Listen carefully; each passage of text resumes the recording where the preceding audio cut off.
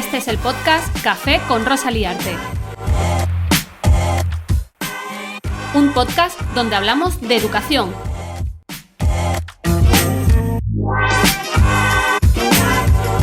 En este episodio me tomo un café con Óscar Martín, director del Colegio Santo Domingo, primer colegio público Apple Distinguished School.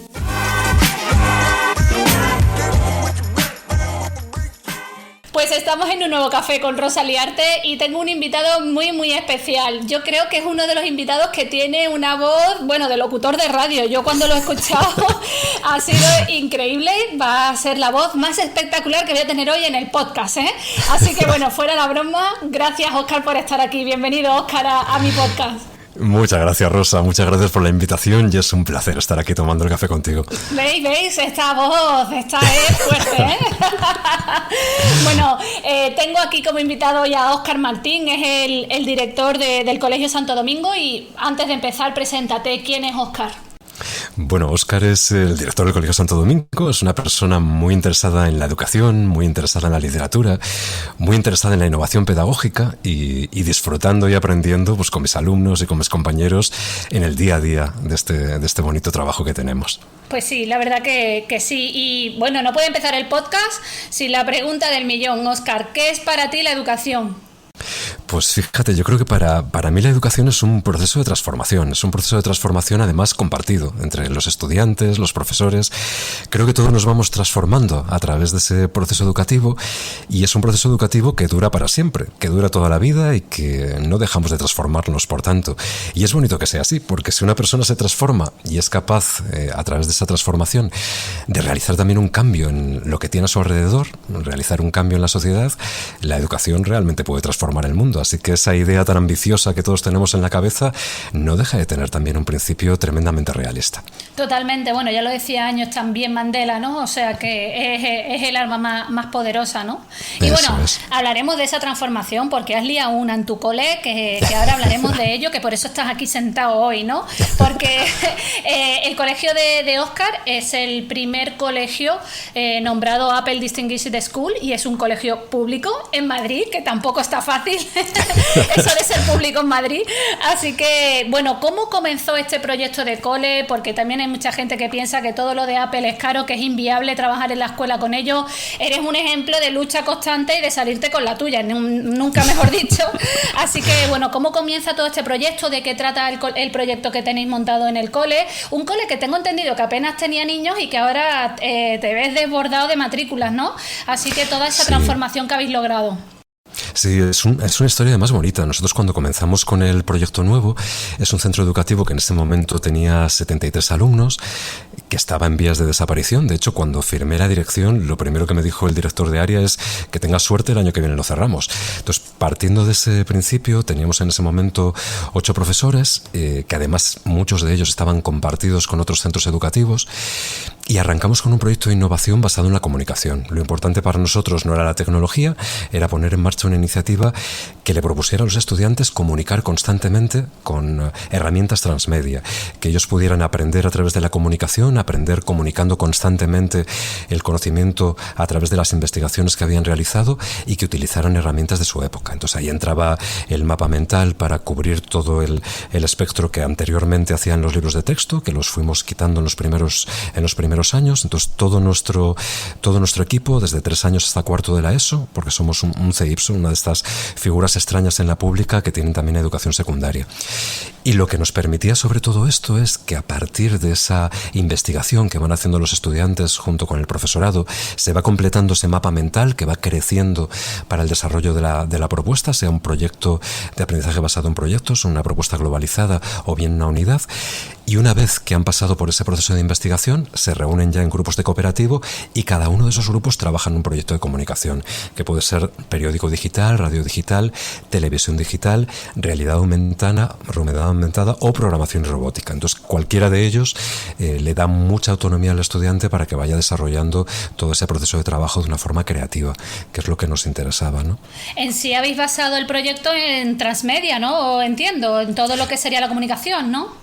Sí, la realidad es que sí, pero fíjate que muchas veces cuando la gente oye hablar del proyecto y tiene toda esa vertiente tecnológica, Yo siempre comento que lo mismo que estamos haciendo utilizando tecnología se podría llegar a hacer sin tecnología. O sea, podríamos hacer ese periódico digital que fuera una escritura donde vas trabajando también con visual thinking, donde vas poniendo también imágenes, donde vas poniendo texto.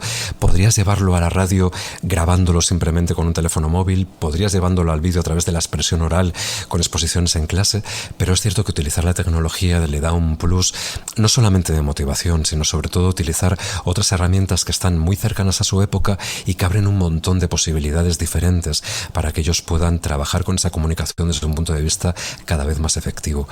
Hay que tener en cuenta que los estudiantes, cuando empiezan a trabajar con estas herramientas, pensamos que por el hecho de ser jóvenes y por el hecho de utilizar herramientas tecnológicas saben cómo usarlas y cómo sacarles partido, y no es verdad.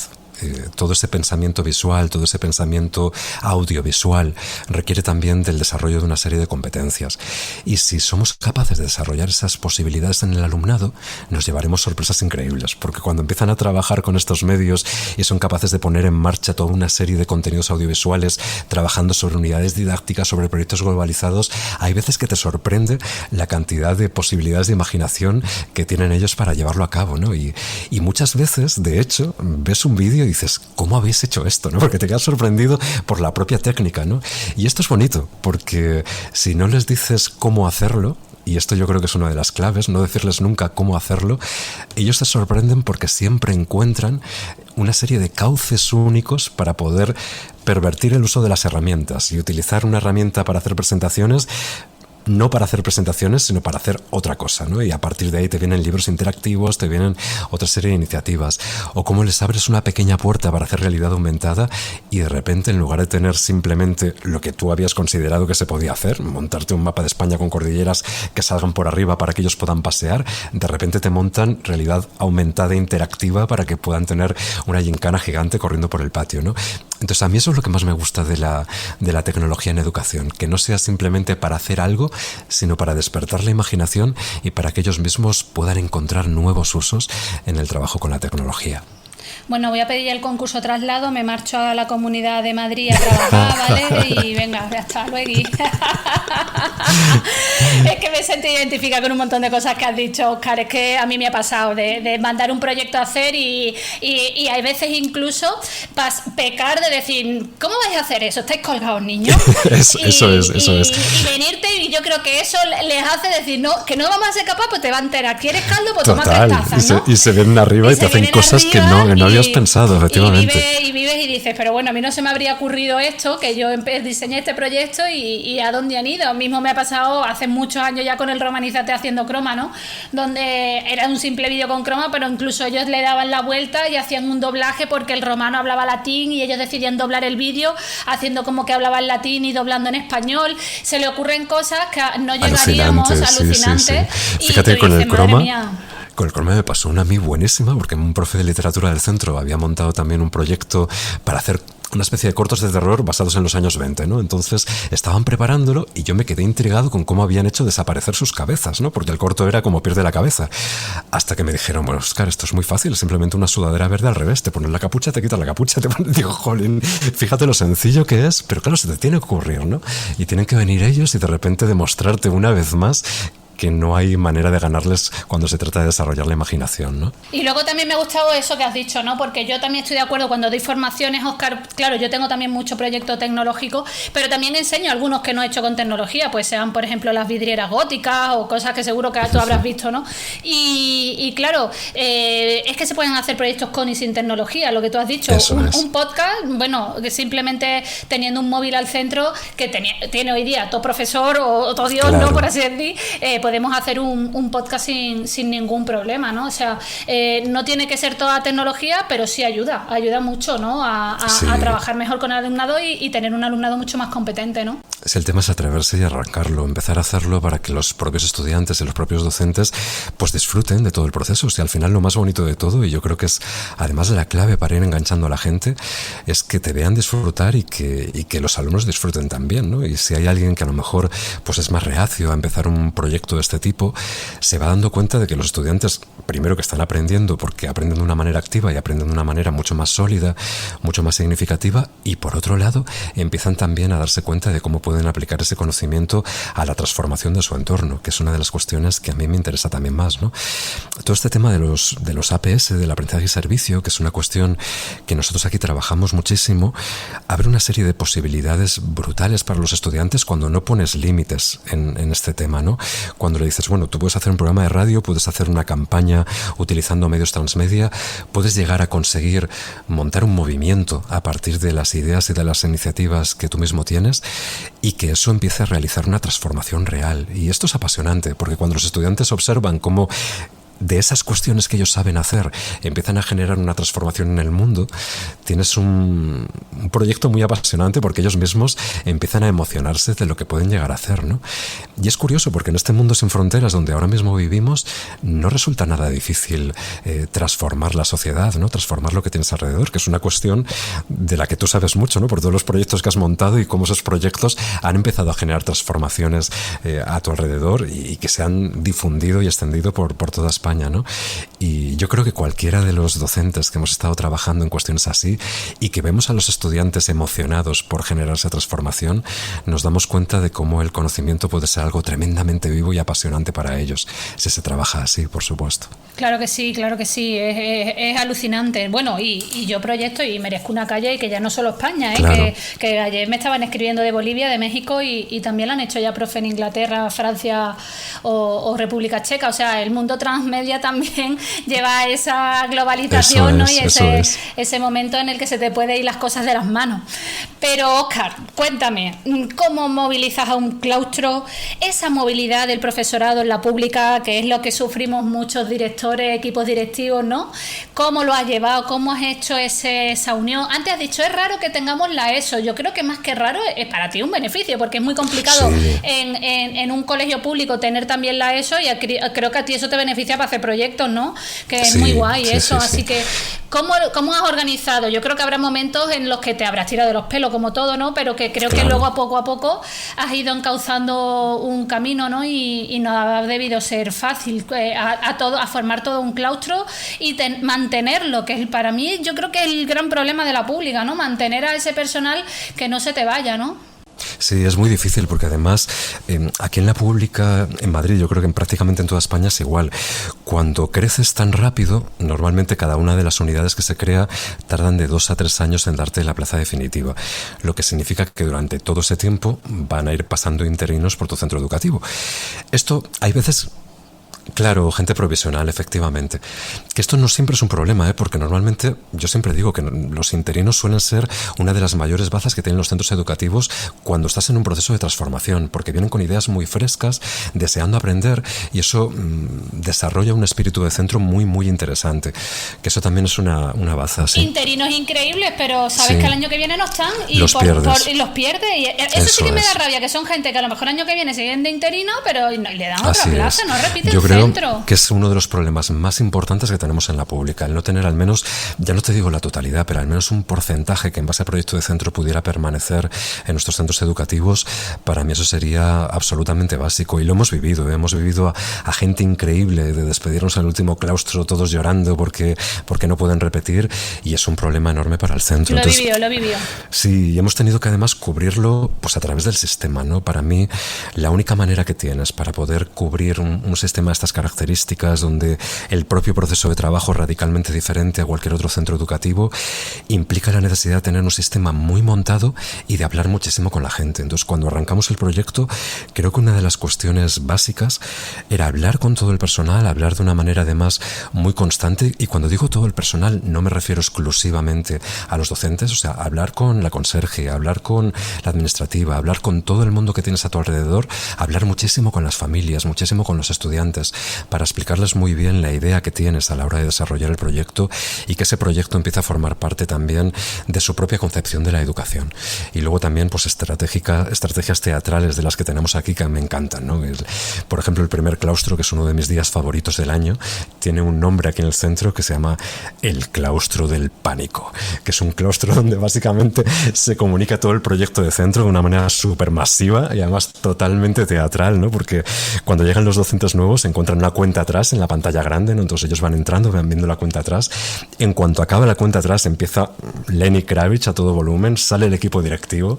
Lo primero que suelo decir es: permitidme que os presente a la banda, ¿no? A la secretaría Roberto Ríos, a la jefatura de estudios. Voy presentando a todos y cada uno de los miembros del equipo y ahí empieza la presentación del proyecto de centro, que es una presentación loquísima con todas las iniciativas que tenemos en marcha, con todos los diferentes proyectos, con todos los tableros de gestión y de control del centro educativo.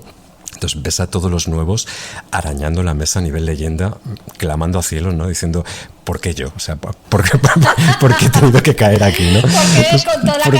¿Por qué me ha pasado, no? Y claro, en cuanto acaba todo eso, pues ya ven que hay todo un proceso de trabajo totalmente regulado, que toda la gente pues tiene un compañero que va a echarles una mano, su compañero de nivel, que siempre va a ser alguien fijo en el centro para poder acompañarles, ¿no? Y luego ven además que no es para tanto, o sea, que realmente cuando tienes un proyecto bien montado, los propios estudiantes ya saben cómo funciona, con lo cual tus compañeros van a colaborar contigo, los alumnos van a colaborar contigo, ¿no? Y ese tema de tener ese buen compañerismo es para mí una de las claves fundamentales. Generar muy buen ambiente en el centro y que todo el mundo vaya disfrutando de la mejor manera posible. Bueno, ya me iba yo a la Comunidad de Madrid a trabajar. Complicado porque no tengo playa, pero ya si me has dicho que empieza el claustro con Lenny Kravitz, yo ya, es que sabes que soy súper fan, que lo he visto como 5 veces en directo. Yo, donde se ponga Lenny Kravitz... Bueno, yo solamente una, pero lo disfruté muchísimo, la verdad. Fue mi primer concierto, rollo adolescente, que mi madre me permitió salir, irme afuera, y me fui al Madrid Río, al Rock in Río, que se hacía hace un montón de años, que ya llovió, y yo me fui a ver a Lenny, y yo luego he ido allá donde está Lenny, o sea, ha sido... Pues yo fíjate que yo el último concierto lo disfruté muchísimo por el pedazo de banda además que se había llevado, y ese punto batería, funky que... Bueno, la batería que tiene brutal, la mujer batería es brutal, y el bajo es mortal. Sí. Pero sí, creo que además si te vas a mi canal de YouTube de Rosalía Arti, te vas a los primeros vídeos, por ahí hay algún vídeo de Lenny Kravitz de los que yo subía ya por el 2000, yo qué sé, no lo voy a pensar. Investigaré tu pasado. Pero sí, yo donde esté Lenny y donde esté Beyoncé, allá va la liarte, allá va la liarte. Pero bueno, fuera de la broma, ¿cómo unir ese claustro? Has dicho algo clave que me he quedado por ahí, que has dicho, tenemos un profesor asignado, o sea, entiendo que asignas como a los profes nuevos un profe que le ayuda, ¿no? Que le acompaña, que lo tutoriza. ¿Cómo organizas eso? Venga, sí. Que ahí me he quedado yo con algo. Sí, es la idea. Además, lo metemos directamente en los horarios. O sea, la idea inicial es que en cada uno de los niveles o en cada uno de los departamentos en educación secundaria siempre tengas un compañero que sea antiguo en el centro y que vaya haciéndote pues todo ese acompañamiento inicial en el trabajo que se va a desarrollar. Y ahí hay dos partes. Por un lado tenemos esa primera semana que cada vez es como más cortita para la preparación del curso, donde tenemos unas formaciones masivas para todo el profesorado nuevo. Entonces ahí todos los demás están organizando sus cosas y el profesorado nuevo está formándose con los compañeros o conmigo mismo. Hacemos varios grupos de formación y ellos cada 30-40 minutos van cambiando para ver las diferentes propuestas pedagógicas del centro y las diferentes herramientas tecnológicas que utilizamos para sostener todos los procesos de trabajo. Entonces es curioso porque lo primero que les llama la atención, más que el tema pedagógico y el tema tecnológico, es el tema organizativo. O sea, el cómo cada uno de los docentes está dentro de ese gran tablero donde compartimos las tareas y cómo ese tablero también está gamificado, de manera que tienes un montón de tareas que te van cayendo, algunas gestionadas de una manera ordenada y otras de una forma totalmente aleatoria, que nos permiten gestionar todo el proyecto de innovación del centro. De manera que tú abres tu tablero y te vas a encontrar con los diferentes procesos de trabajo que tienes que seguir, te vas a encontrar también con quién te pasa los materiales y a quién se los tienes que pasar, porque todo el trabajo está encadenado entre los propios compañeros que desarrollan las propuestas del centro, y luego te vas a encontrar pues con los bonos que también están dentro del tablero. Entonces los bonos son muy divertidos porque te van a permitir desde cuestiones básicas fijas, como por ejemplo el bono paso palabra. El bono paso palabra te libras de una tarea al mes. El bono no me da la vida. Si te pillas el bono no me da la vida, te libras de todas las tareas del proyecto de innovación del mes. Luego está el bono me he venido arriba. Has hecho más de lo que tenías que hacer, el director te tiene que invitar a una caña el viernes. El bono quiero ir a verte dar clase. Entonces vas a ver cómo da clase un compañero, pero para no pringar a nadie te sustituye el equipo directivo. El bono quiero un café educativo, muy relacionado con tu podcast, que es que el director te va a dar la brasa de lo que tú elijas. O sea, dame la brasa del aprendizaje cooperativo, de design thinking. Pues te invitas a un café y le das la brasa con el tema, ¿no? Y así con un montón de cosas. Y luego cuestiones aleatorias que mis profesores llaman las trelladas, que es que te caen de repente en tu tablero y nada, pues son cuestiones que tienes que hacer y que sobre todo están relacionadas con buscar relación de trabajo con cualquier otro compañero con el que a lo mejor no has coincidido demasiado, ¿no? Entonces jugamos mucho con esas cosas para generar también un ambiente interactivo en el claustro y que reúna propuestas de infantil con primaria, con secundaria, que es una cuestión genial, porque la parte bonita de tener un CEIPSO es cómo puedes relacionar las diferentes etapas para hacer propuestas, ¿no? Que todo el mundo dice, bueno, pues los de secundaria harán algo en infantil o algo en primaria. Bueno, los de infantil pueden hacer cosas en secundaria también. O sea, una de las propuestas más chulas hace 2 o 3 años fue cuando los estudiantes de educación infantil con sus 4 y 5 años se subían a secundaria para explicarle a los estudiantes de secundaria el proyecto que había montado del cuerpo humano, de astronomía, y los estudiantes de secundaria primero decían ¡ay, qué rico! Y después decían ¡ostras! Lo que saben estos niños, ¿no? Porque habían trabajado en ese proyecto en concreto. Entonces es un tema muy, muy bonito el conjugar esas diferentes etapas. Qué bueno, entonces yo creo que abordáis el trabajo del cole, pero en sí un cuidado muy muy grande del claustro. Óscar, lo que me estás contando es un trabajo... ¿Cuántos años ha llevado eso? Pues fíjate, yo llevo en la dirección va a empezar a ser el año que viene mi 10º año. Ya ves. Entonces ya son años, ¿no? Pero es verdad que ha cambiado mucho. Si ves una foto del claustro cuando arranca todo, ¿no? Con esas 8 personas y ahora ves los 62 que somos, que el proceso de transformación es enorme. De hecho, fíjate 62, o sea, un claustro, claro, un señor cambio, claustro ya. Sí, ha cambiado un montón. De hecho, fíjate que hubo algún profesor de los que estuvieron el primer año, interino, que volvió a los 4 o 5 años y decía que es que no tiene nada que ver. O sea, tienes 3 edificios nuevos, un claustro gigantesco con un montón de gente moviendo proyectos por todas partes, ¿no? Y lo que quizás sea más bonito cuando vienes nuevo al centro, o cuando simplemente vienes de visita, ¿no? Como un profesor de fuera, es ver el movimiento que hay en los pasillos, en los patios, ¿no? Como de repente entras en el centro educativo y te encuentras un teatro en la escalera, recorres el pasillo, te encuentras a la profe de tecnología volando drones, das unos pasos más allá y te encuentras un montón de circuitos electrónicos que están preparando unos niños, das 4 pasos más y hay niños grabando vídeo, grabando audio, ¿no? Que hay muchas veces que la gente dice, bueno, ¿y cuándo trabajáis de verdad, no? No, es que estamos trabajando de verdad. O sea, todo esto es curricular, ¿no? O sea, todo esto es curricular. Claro, ¿no? Entonces, es bonito porque, claro, esa es la parte viva que tenemos en el centro. Y fíjate que además nos ha tocado pues hacer cosas positivas de cada uno de los problemas que tenemos. Aquí nuestro problema más serio es que nunca contamos con espacios, ¿no? Siempre estamos con falta de espacios, con problemas porque, por ejemplo, no hay sala de profes. Público, como centro público.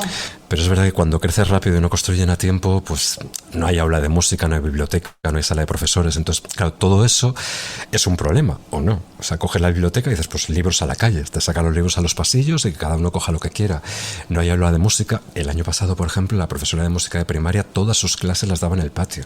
Que vale, es una trabajera de cuidado, pero por otro lado, era súper bonito verlos, ver los niños cantando, haciendo instrumentación en el patio, moviéndose, etcétera. Y la sala de profesores, no hay sala de profes, vale, pero los profesores están en el pasillo en mesas cómodas, circulares, bonitas, donde los niños en cualquier momento se pueden acercar, consultar, trabajar con ellos. Entonces, también es una parte bonita, ¿no? Que evidentemente pues queremos espacios, que no paramos de repetirlo, ¿no? Claro. Pero ¿y cómo creo organizar que también es todo eso con la convivencia, Óscar? Porque, no sé, yo he vivido centros en los que no se te puede ocurrir salir fuera de la clase, ¿no? A los niños, no puedes salir. ¿Cómo lleváis todo eso? Porque lo he vivido, vamos, que me da una rabia, pero no es fácil, ¿no? Hacer toda esa organización, quién va a salir, quién está fuera, me imagino que haréis cuadrantes, pero ¿cómo organizar todo eso? Y también la convivencia, ¿no? ¿Qué tal los niños también, mezclados niños pequeños con mayores? ¿Cómo lo organizáis? Pues fíjate, en principio, el único año que hemos tenido que hacer cuadrantes de pasillo, por decirlo así, ha sido este año por el tema de la pandemia. Pero normalmente los estudiantes se autorregulan bastante bien cuando están acostumbrados a la dinámica. Yo creo que la clave es que estén acostumbrados, a que la clase no se da siempre en el aula, que tú puedes salir a grabar, que puedes salir y moverte libremente dentro de los espacios. Los pasillos no hagan y que ruido. Respeten, eso es. Y yo creo que es una cuestión de aprendizaje mutuo, que tenemos que aprender, eso es.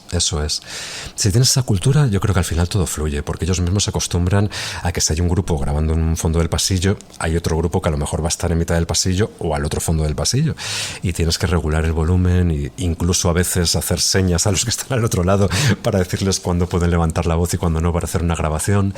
Pero es curioso que si los estudiantes están trabajando en un proyecto que les gusta, que lo disfrutan, al final ellos mismos, simplemente por conseguir hacerlo bien y por conseguir que sus compañeros también lo hagan bien, van autorregulándose.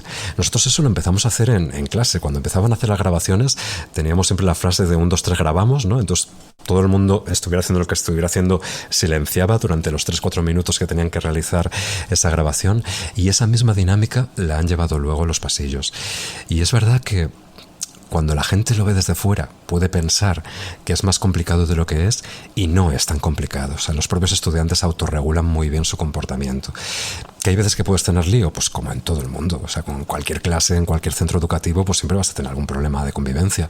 Pero en general, a la hora de desarrollar proyectos, con eso en concreto no solemos tener nunca problema. Muy guay, muy guay. Sí, no, estoy de acuerdo contigo, que yo lo he vivido también en otros centros. Pero bueno, sí sé de otros centros que es inviable, ¿no?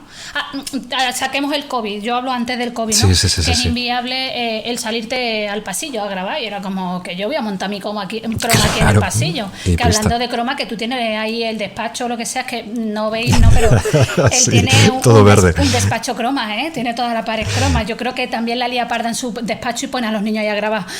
Total. Es que además la gente, fíjate que te das un paseo por aquí y verás pasillos que son verdes. De hecho, la antigua sala de profesores, que luego se reconvirtió en aula, de hecho la gente le llamaba primero la sala verde, luego también le llamaban la sala Heineken, pero es verde toda ella, ¿no? Entonces, claro, siempre que querías hacer cualquier grabación, tenías la posibilidad, teniendo simplemente las paredes verdes, de irte para allá o recorrerte partes del pasillo donde estaba la zona verde, y con eso ya lo tenías, ¿no?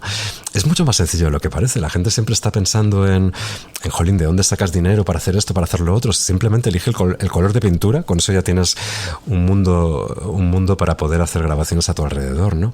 Lo mismo con la iluminación, ¿no? Pues qué tipo de iluminación vas a meter, según cómo la metas vas a tener más posibilidades para realizar grabaciones adecuadas. Y con los materiales igual, ¿no? ¿De dónde sacas el dinero para tener estos iPad o para tener... Ese tema iba ahora, pero ya lo estás sacando tú. ¿Cómo se hace un Apple Distinguished School público? Cuéntanos pues, el truco.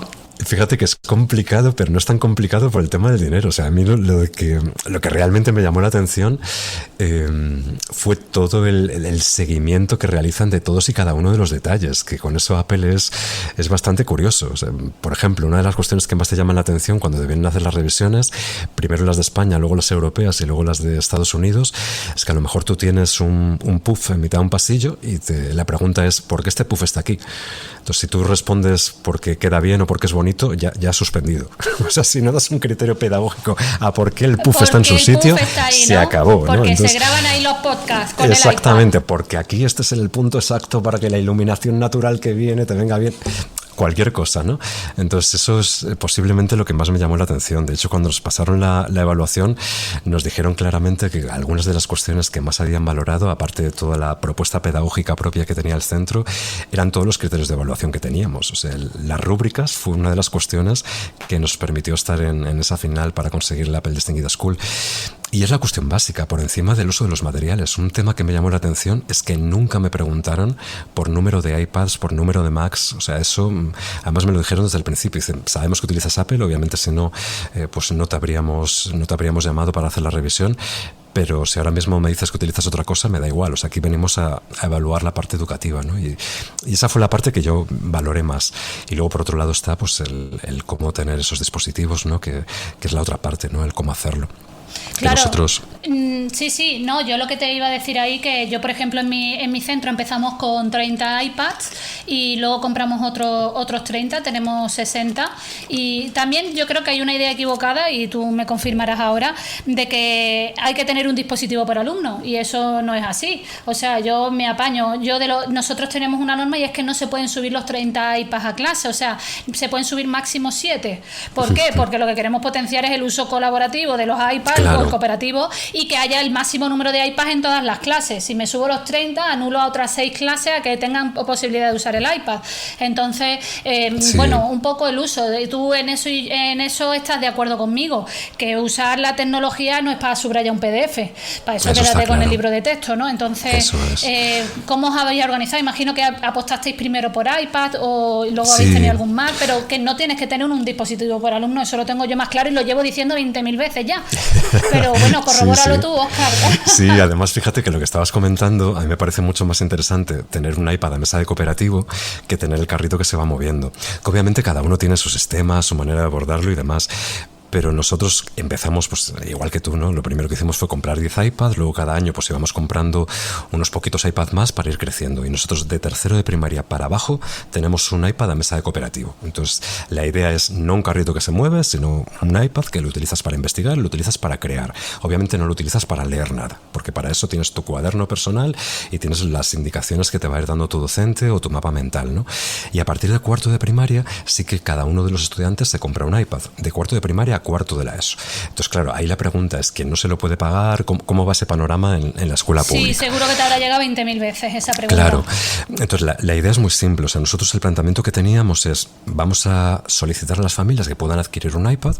La diferencia es que no van a tener que pagar nada más en el centro. O sea, antes de que llegaran becas de libros y demás, que aquí es un tema bastante reciente, que sé que en Andalucía ya teníais pues mayor trayectoria con el banco de libros. El cheque libro se llama aquí. Aquí eso nosotros no lo teníamos. Entonces, cualquier centro educativo normal en la Comunidad de Madrid tenía sus libros en educación infantil, que tú me dirás, pero hay muchísimos centros educativos que tienen libros en educación infantil, esos son 150 al año. Entras en educación primaria, esos son 200 al año, 250 los de arriba, llegas a educación secundaria y son 270, 280 al año. Entonces, la cantidad de desembolso económico que suponía para las familias es brutal. Nosotros no tenemos libros de texto, o sea, el contenido curricular lo generan los estudiantes, ya no los profesores, los estudiantes. O sea, los profesores pueden generar en algún momento algún material curricular, pero la mayor parte del contenido educativo es 100% estudiantes. Pero, Óscar, es que hay 20.000 contenidos en la red, o sea, que es que no tiene que hacerlo el profesor tampoco. Además, es que hay blogs, yo tengo todo mi contenido colgado en lecciones de historia, que quien quiere hacerlo es porque quiere. Exactamente. Si nosotros, fíjate que la parte, digamos, de que los estudiantes creen, es porque dentro de nuestro proyecto una de las bases es el estudiante aprende creando. Entonces, si el estudiante está generando contenido, ha tenido que revisar, ha tenido que estructurar, ha tenido que desarrollar toda esa propuesta para poderlo sacar adelante. Pero el contenido, como tú muy bien dices, ya está ahí. O sea, tienes cientos de contenidos. Nosotros en nuestra web, solamente de contenido creado por nosotros, hay 5.000 contenidos audiovisuales. Ya cubres todas las etapas educativas de infantil, primaria y secundaria en todas las asignaturas. Y hay muchísimo contenido en la red que puedes reutilizar, que puedes usar y transformar. Y eso es una riqueza que estaríamos locos si no aprovecháramos. Es que está ahí, aprovechémoslo, ¿no? No hay por qué ceñirse exclusivamente al libro de texto.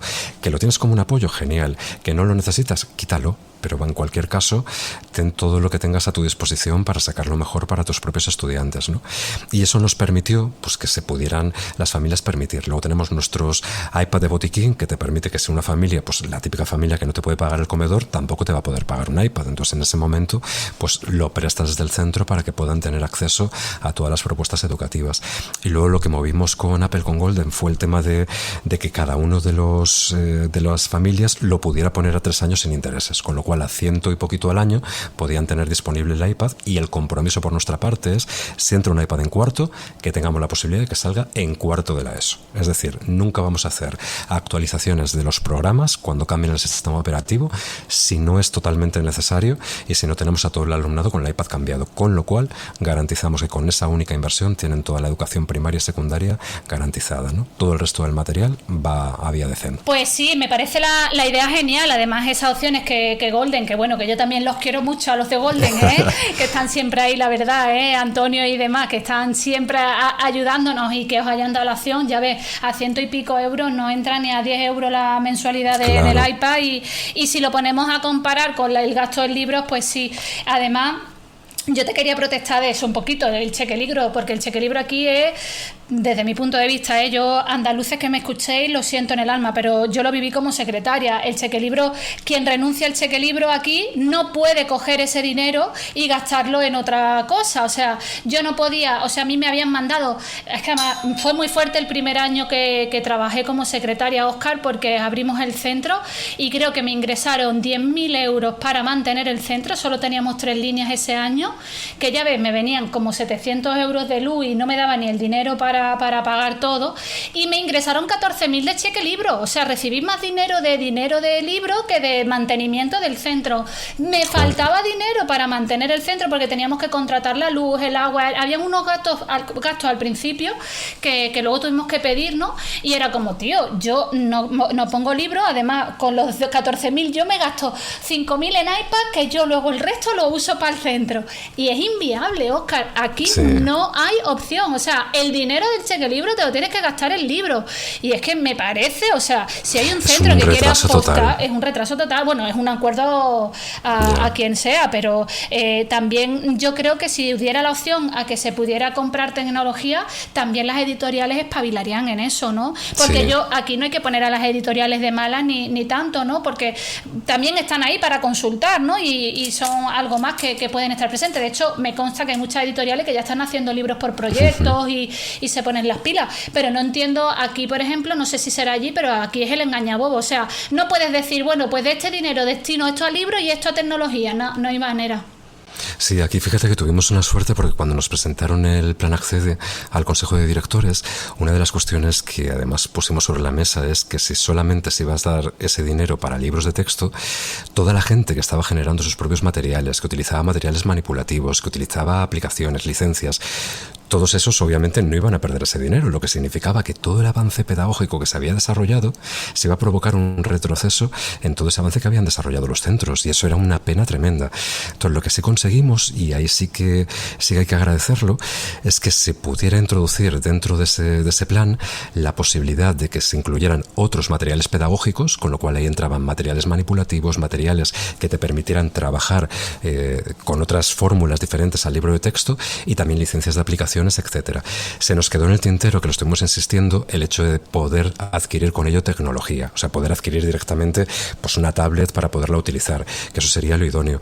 Para soporte no lo han permitido, pero todo el resto sí, y yo creo que eso es un acierto porque al final te permite que cada uno pueda diseñar su propio proyecto educativo, que tú lo puedas sacar adelante, que no tengas que tener el pan para todos, el café para todos de la editorial, que puede estar bien, pero que si tú no lo quieres y quieres otra cosa, ¿por qué vas a perder ese dinero? Sobre todo teniendo en cuenta que la gente que está generando contenido propio, que eso también me pareció bien, dicen, vale, si tú generas contenido propio, lo pones en Creative Commons a disposición de toda la comunidad educativa. Chapó, por mí perfecto. O sea, nosotros lo hacemos ya, además como idea general de centro, porque nos encanta compartir. Pero eso te va a permitir que se avance y que lo que avance un centro lo avancen todos. Y eso hay que intentar respaldarlo y propiciarlo. Es que yo creo que aquí es que no puedes gastarte en el dinero que te viene del centro. Yo, por lo menos cuando yo estuve secretaria, no puede, del presupuesto total, o sea, yo recibí 10.000 euros, no me puedo gastar más del 10% en tecnología. No podía gastarme más de 1.000 euros en tecnología. No tiene ni pies ni cabeza, más en un centro arrancando y demás, ¿no? Es increíble. Luego ya ganamos en línea y se iba recibiendo más, pero no tiene ni pies ni cabeza. Lo que pasa que también creo que pagan justos por pecadores. ¿Por qué? Pues porque como se metió tecnología sin innovar, sino que se metió tecnología pues porque es guay tener 20.000 PDI o lo que sea, bueno, pues luego creo que pagan justos por pecadores, pero yo creo que eso, ¿no? Que meter tecnología no es innovar, hay que saber también una formación metodológica, cómo trabajarla, cómo usar esos iPads, una formación detrás, ¿no? Y tiene que llevar todo eso encadenado. Es una de las claves fundamentales. Yo creo que antes de introducir, incluso antes de pensar en qué tecnología quieres introducir en tu centro educativo, lo primero que debes tener clarísimo es cuál es tu proyecto educativo. Porque la mayor parte de los proyectos educativos que tú puedes leer de cualquier centro docente son iguales. O sea, todos te van a hablar de queremos un centro democrático, participativo, que se base en la autonomía del estudiante. ¿eso qué es? O sea, realmente no estás diciendo nada. O sea, no estás dando un camino para que el centro educativo pueda crecer, para que pueda ampliar el horizonte, para que pueda sacar y desarrollar propuestas interesantes para el alumnado. Y yo creo que es lo primero que se tiene que plantear, antes de pensar absolutamente nada más. Hay que reunirse con los docentes, hacer un grupo de trabajo que diseñe o rediseñe el proyecto educativo de centro, y cuando tengan las ideas muy claras, o sea, cómo vas a aplicar la metodología, qué tipo de estrategias vas a llevar a cabo, cuando todo eso esté ya perfectamente acordado, entonces piensa en cuál es la tecnología adecuada para respaldarlo. Porque dependiendo de eso vas a tomar una decisión u otra. Pero si has pensado primero en la tecnología y te has gastado el dinero, va a llegar un momento que la propuesta pedagógica no va a ser sostenida por esa tecnología en la que invertiste antes de pensar. Y eso con las PDIs pasó muchísimo. El 90% de las PDIs se utilizan como proyectores y en su momento eran carísimas. O sea, te dejabas 2.000 y pico euros en una pizarra digital interactiva, cuando un proyector te valía 400 euros y pista. Bueno, yo sustituí los proyectores de mi centro por televisores. Es mucho es lo mejor. Es lo mejor. Ahora no tienes mismo que estar cerrando lo estamos ventanas. haciendo efectivamente. No hay ningún problema con la luz y encima la definición es mejor. Y no tienes problema de nada. Incorpora 2 altavoces, no tienes que instalar unos altavoces aparte que te dan 20.000 problemas. Salen Señores, mucho más baratos. Totalmente, Así, yo lo digo y cuando me han preguntado gente, yo no, qué cañón, a televisores, un HD claro que sí, de 60 pulgadas, que los hay marca también cualquiera y perfectamente, ya ves, lo que vas a hacer es proyectar o poner al final un vídeo o lo que sea, el televisor. Y luego buscarte la vida con las cosas, porque hay muchas veces que la gente dice, no, pues pongo un proyector y tengo que poner una pantalla. Digo, a ver, si pones una pantalla son 300 euros. Un store del IKEA te vale 40. Lo bajas y es blanco. O sea, si ya está, ya lo tienes. Entonces, ese tipo de cuestiones yo creo que al final es tirar un poquito de imaginación y ver cómo puedes articular las diferentes propuestas para que sean lo más económicas posibles. Yo creo que una de las obligaciones que tenemos como gestores en cualquier organización, pero particularmente en los centros públicos, es sacar el máximo rendimiento al poquito dinero que tenemos. Y para eso está muy bien emplear más tiempo en pensar antes de darle como loco al botón de compra, ¿no? El plantearte muy bien qué quieres conseguir para tu centro y cuál es la decisión adecuada para poderla implementar de una forma efectiva. Hombre, y luego has dicho hay una cosa que no hemos tocado, pero es el tema de la actualización de los dispositivos.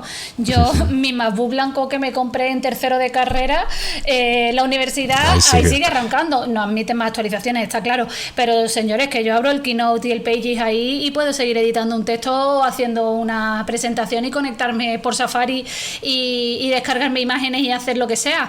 O sea, es así. Que yo sé que hay gente que no le gusta Apple, pero que por otro lado el tema de actualizaciones y años que duran, vamos, mi madre tiene uno de mis primeros iPads y ahí sigue, lo tiene para mirar internet, para 4 cosillas y sigue tirando, ¿no? O sea que nosotros tenemos iPad 1 que deben tener ya 7-8 años y claro, lo seguimos usando perfectamente.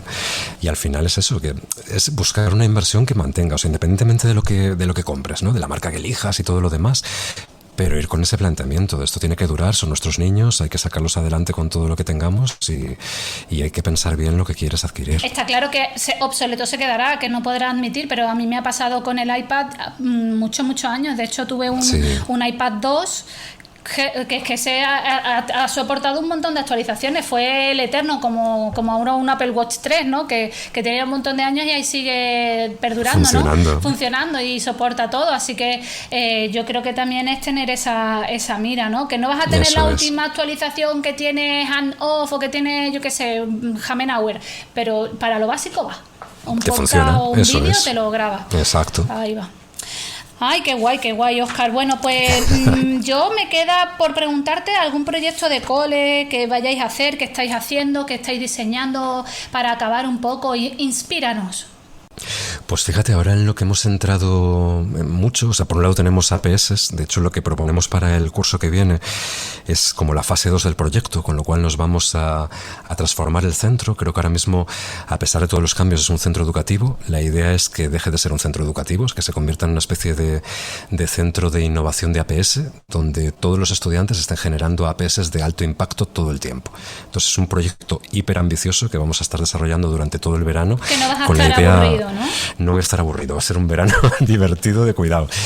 pero creo que es como la fase a la que queríamos llegar, o sea, que realmente hay una transformación donde los estudiantes lleguen, empiecen a pensar que quieren transformar y que todo el proceso con toda la integración curricular esté basada en el desarrollo de los diferentes proyectos, ¿no? Entonces es como el punto de llegada al que queríamos llegar en estos últimos años, y empezamos ya la fase en este mismo año para poderlo arrancar. Y luego proyectos que van del año pasado a este año presente, sobre todo relacionados con realidad aumentada. Hay una parte de la tecnología que a mí me gusta mucho, que es la parte de sorprender. O sea, que no se quede exclusivamente en esa sección útil que tiene cualquier tecnología, sino en cómo a día de hoy todavía puedes dejar a los niños boquiabiertos con una propuesta de tecnología que desarrolla su imaginación. Y yo esto lo digo muchas veces porque creo que es la manera más bonita de implementar cualquier cambio tecnológico. Cuando empezamos a trabajar con hologramas, lo primero que hicimos antes de presentárselo a los niños era para un día del libro. Entonces nosotros teníamos el día del libro preparado, y la primera fase es: vamos a grabarnos todos los docentes del centro recitando las rimas de Becker, lo montamos en holograma, lo ponemos en la gran pirámide de hologramas que habíamos montado, de manera que nos llevamos a los niños de primero y segundo, los pusimos alrededor de la gran pirámide de hologramas, apagamos las luces y de repente sus profesores, flotando por encima de ellos, empezaron a recitar las rimas de Becker, ¿no? Y con ese punto haces despegar todas las actividades del día del libro que venían detrás. Y con la realidad aumentada nos ha pasado lo mismo. O sea, lo que queremos es no solamente dar utilidad, sino desarrollar imaginación. El proyecto más grande que hemos hecho de realidad aumentada es un gigantesco Stonehenge, que la idea es que tú tienes un montón de portales, llegas al centro, la realidad aumentada ocupa todo el patio, con lo cual es gigante, entras con el dispositivo dentro, te encuentras una estrella con un árbol que te va dando una serie de indicaciones y tú decides pasar una serie de portales. Cuando pasas un portal, apareces en otra época, en el Renacimiento, por ejemplo, y te encuentras un poema en inglés, un poema en castellano y elementos que flotan en el aire. Cuando tocas cada uno de esos elementos, bucles de música empiezan a acompañar los poemas.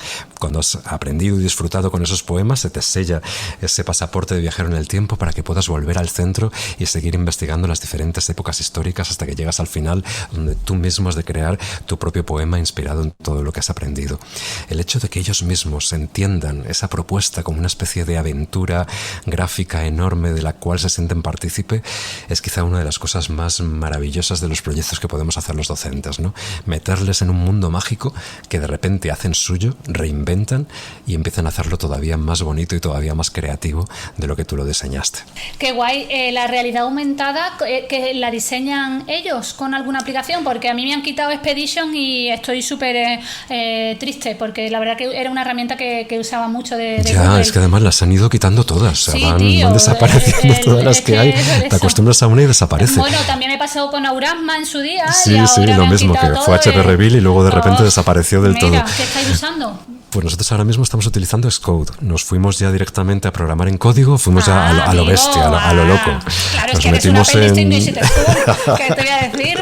¿Qué cosa la mía, Rosa? Fuimos a lo bestia. Pero fíjate que abriendo un paréntesis con esto que acabas de decir de las aplicaciones que desaparecen, hay una cuestión que nosotros valoramos mucho antes de decidirnos por cualquier app. Nosotros antes de decidir las apps que instalamos en los dispositivos, una de las cuestiones básicas es: vamos a ver qué trayectoria tiene esta app, si tiene avisos de continuidad y que por favor no nos deje colgados con el contenido, ¿no? Porque nos pasó con una que nos encantaba, que se llama Storehouse, que te permitía generar una especie de newsletters interactivas chulísimas, y a los 2 años la empresa se hundió.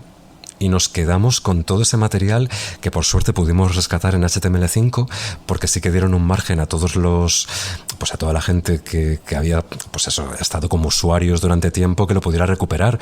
Pero imagínate si no lo hubiéramos podido hacer, habríamos pedido como 2.000, 3.000 artículos que habían desaparecido en el mundo, ¿no? Entonces yo creo que una de las cuestiones básicas cuando también diseñas el ecosistema de apps que vas a utilizar es elegirlas bien, ¿no? Con esa idea de que sean apps perdurables. Claro, y aún así las elige y mira, nos las cierra Google.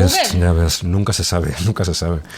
De hecho, hay muchas veces que las plataformas más grandes, con las empresas más grandes, tienen esa parte de hacer como mucho beta de aplicaciones. Y de repente dices, uy, cuidado. Hasta luego, efectivamente, y te quedas con el tema. Pero qué guay.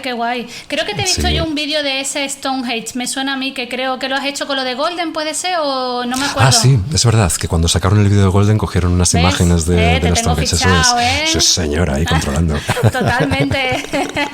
Bueno, también tu charla de BBVA, que es muy buena, que también podéis escuchar a Óscar ahí en esa charla.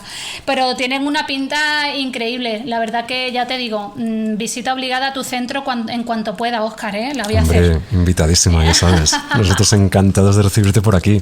Que además te seguimos mucho con lo que haces, que has abierto un montón de puertas para la innovación, un montón de ideas, iniciativas chulísimas y luego sobre todo esa suerte que tenemos de que lo compartes. Fíjate que estos mismos podcasts, que yo además llevaba disfrutando un tiempo, de hecho cuando me llamaste para participar, digo, jolín, qué suerte, qué bien, porque me parecen una herramienta estupenda para escuchar a gente que te interesa, para formarnos juntos y me parece tan bonito que la gente que estamos en educación vayamos compartiendo, así que ahí vayan las gracias por mi parte y por toda la gente que te escuchamos, que disfrutamos muchísimo con toda esta serie de podcasts que estás organizando. Nada, gracias. Para mí es una formación constante. Bueno, tengo aquí mi super libreta que voy apuntando todo. No sé qué saldrá de esta libreta, pero yo aquí tengo apuntado lo más grande. Yo, en parte, me formo yo también. O sea, y es lo que mucha gente me ha escrito, que siguiera con ello porque se forma, ¿no? Y es una forma cómoda de aprender más y ver otros puntos de vista, ¿no? Así que yo te doy las gracias por darme un tiempecito que, siendo dire, no lo tengo fácil. Que me haya dicho Óscar que sí, no lo tengo fácil. Pero ya vamos a acabar el podcast y tienen que haber dos preguntas así un poco más de Óscar persona, no solo Óscar dire, que Óscar estará harto de hablar como dire, pero siempre pregunto a las personas que venís por aquí un plato favorito de comida o algo que tenemos que probar o que te encanta, y luego un lugar que te gusta visitar o que te gustaría visitar, algún sitio que tenemos que ir o que nos recomiendas que ver, algo de Óscar persona, no Óscar dire. Pues mira, plato, la tortilla de patatas con cebolla, sí o sí, o sea, cebolla, yo creo que no, es... Óscar, no, ya lo no. sé que tienes ahí ese tema ahí como es algo... Sí, lo siento, pero sí, esto soy como fan de la pizza con piña o sin piña, ¿no? Pues ostras, igual. sin piña. Yo sin cebolla. Bueno, tortilla en cualquier caso siempre es bienvenida. Tortilla, papá, hombre, claro eso que sí. Eso es. Y luego de sitios para visitar, fíjate que yo... Quizá de los sitios que más he disfrutado es las placitas de Roma. O sea, no te digo Roma porque te digo las placitas ocultas de Roma, ¿vale? Todas esas placitas fuera del turisteo, fuera de las plazas grandes, las placitas pequeñas que te vas encontrando cuando trasteas. Y un sitio que todavía no he visitado y que estoy deseando visitar, que de hecho era mi viaje del año pasado, que se fundió por el tema de la pandemia. Todos tenemos eso un viaje es truncado, ¿eh? Es Islandia, que estoy deseando ir a Islandia. Es como ese viaje mítico de ese mundo fuera del mundo, ¿no? De encontrar un sitio que se escape de lo normal por completo, que tengo muchísimas ganas de ir. Pues yo tengo una amiga, una buena amiga, que es de Islandia y siempre me lo ha dicho. Sí, aquí en Fuengirola, pero sus padres y todo es islandesa. Y ya te digo que siempre... Rosa, tienes que venir y tal, y es verdad, Islandia... Esa amistad hay que aprovecharla, Rosa, pero ya. Sí. No, y de hecho, como tú dices, viaje truncado, yo tenía Finlandia, que íbamos a visitar el colegio de Hanna Sarakorpi, no sé si el colegio que ha sido primero en las PISA, ¿no? En los exámenes PISA, que tuve la suerte de conocerla a ella y me quedé con el viaje tirado. Avión comprado, bueno, avión no, los billetes. Los billetes de avión comprado y todo, y la visita a Hanna, que lo tengo pendiente, pero sí, Islandia mola mucho. Bueno, ella cada vez que va a visitar a su familia y demás, que la tengo yo en mi Instagram y sus stories, envidia sana. Sí, mola. Pendiente también, me lo apunto. Oye, y ya más con esta voz, Óscar. Bueno, Óscar, pues nada, mil gracias. Gracias yo a ti. saco en conclusión que es posible. En la pública es posible. Claro y se puede. Sí. O sea, aquí las diferencias no. Tendremos nuestros pros y contras, pero también lo tiene la privada y también lo tiene la concertada. A mí que no me vengan con historias, que sí se puede, ¿verdad? Así que, claro que sí.